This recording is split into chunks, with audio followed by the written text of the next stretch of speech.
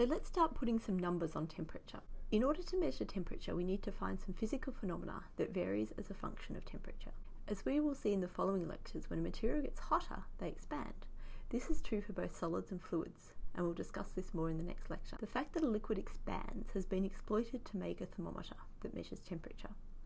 In a normal glass thermometer, we have a lot of fluid in a reservoir in the bulb at the bottom and a very thin evacuated tube at the top. What's clever about this setup is that a small percentage change in the volume can then be seen by the naked eye. So if we draw some markers on the glass, we can start to define a scale.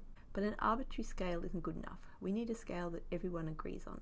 The points that were agreed upon concern the properties of a very common material on Earth, water. And we also need some units. So I went to the Swedish astronomer Andreas Celsius, who invented, obviously, the Celsius scale back in 1742. The Celsius scale has 0 at melting point of ice and 100 at the boiling point of water. But we have another temperature scale we also use in science, and that is the scale of Kelvin. This was postulated by the Irish physicist William Thomson, who went on to become Lord Kelvin. In 1948, Lord Kelvin wrote a paper that defined the lower limit for cold temperatures at minus 273 degrees Celsius. His temperature scale starts at 0 Kelvin and so is shifted by 273. There is still 100 divisions between the melting point of ice and the boiling point of water in the Kelvin scale. Note that the convention is to write Celsius as degrees Celsius, but Kelvin is just K, Kelvin, no degrees. So translating between the scales is easy. The temperature in Celsius equals the temperature in Kelvin minus 273.15. And of course the inverse, the temperature in Kelvin equals the temperature in Celsius plus 273.15.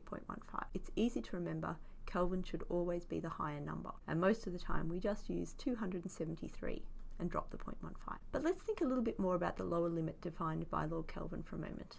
In fact, the fact that there should be an absolute lower limit for temperature based on our everyday understanding of temperature is not at all obvious. In fact, it's quite anti-intuitive. It gets colder and colder, but we don't ever think about it being absolutely cold where it can't get any colder. In order to understand this, we have to think a little bit more deeply about temperature.